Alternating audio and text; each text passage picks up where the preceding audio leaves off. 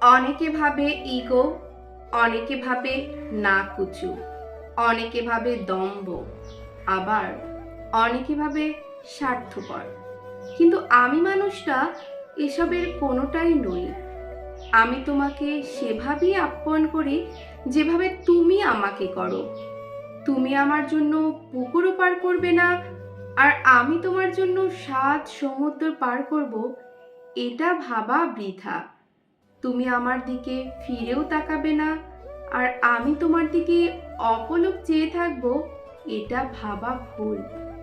তুমি 2 ঘন্টা পর উত্তর দিলে আমিও 2 ঘন্টা পরেই উত্তর দেব।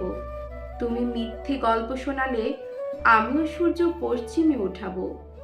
তুমি সম্মান না দিলে আমিও মাথায় তুলে রাখবো না। তুমি কাছে টেনে নিলে আমিও বুকে জড়িয়ে নেব। তুমি আমার জন্য পা ভেজালে আমিও ছাতা হারিয়ে ফেলবো।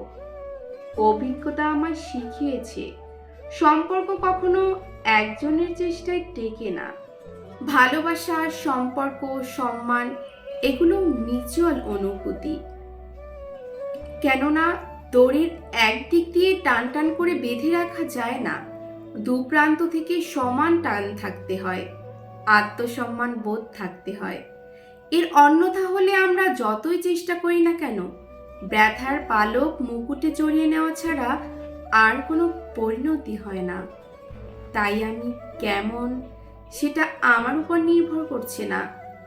তুমি ভালো হলে আমিও ভালো, তুমি খারাপ হলে আমিও তোমার গুরুজনই হব।